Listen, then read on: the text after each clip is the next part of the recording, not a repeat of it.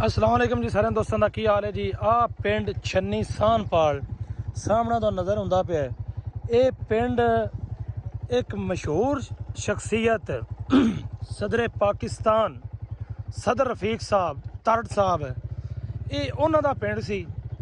चौधरी अताउल्ला तरड़ साहब उन्हों का पिंड सी ते मोहतरमा सहरा अफजल तरड़ साहब जिथे उन्होंने शादी हुई ये वो पिंड है। इस पिंड का तुसी राह वेखो तकरीबन 2 किलोमीटर राह है, सफ़र है, यानी कि सड़क है 2 किलोमीटर मेन सड़क दो।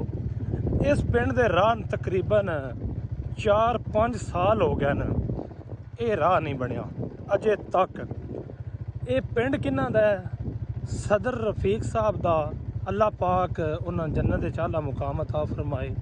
साबका पिंड और अता तड़ साहब का दादका पिंड। अता तड़ साहब अगर तुसी मेरी वीडियो वेंदे पे हो ना, और मोहतरमा सहरा अफजल तड़ साहब अगर तुसी वीडियो मेरी वेंदे पे हो ना, इस पिंड का रोड ज़रूर बनना चाहिए क्योंकि ये एक आम पिंड नहीं, ये सदरे मोहतरम का पिंड है।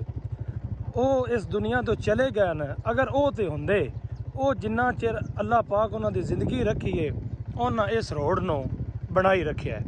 लेकिन उन्होंने तो पिछे इंतहाई दुख होया है कि उन्होंने जान के पिछों इस पिंड की किसी बंदे ने कोई ज़रूरत नहीं।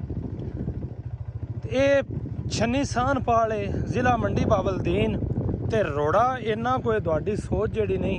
आ गड्डियां वाले बहते बेचारे किवें मट्ठियां मट्ठे आउंदे जांदे पै न।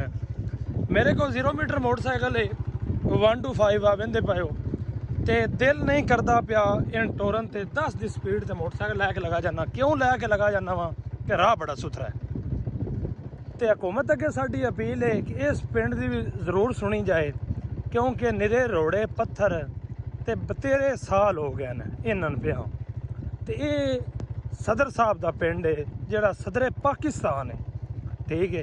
लेकिन रात वेखो ना जरूर बनना चाहिए ना। जेड़े भराए वीडियो वेंदे पे ने बिल्कुल जरूर शेयर करिया जे साडे पिंड दे मिसाल के तौर ले लो, अगर ये राह नहीं बनया तो सदर का राह सदरे पाकिस्तान के पिंड का राह जिंदा नहीं, उनका की ख्याल है कि दूजिया का कोई राह बनेगा? वेंदे हो जी राह ये सड़क है जी, ठीक है। इनके उत्ते रज डेरे डप्पे भी आउंदे ने, लेकिन तुसी राह वेख लो। अल्लाह माफ़ करे ये जड़ा रोड़ा है तुहानू की दस गए, ध्यान नाल वेखो ना, पत्थर पिया है लेकिन किसी ने फुर्सत नहीं मिली ये बनाने दी।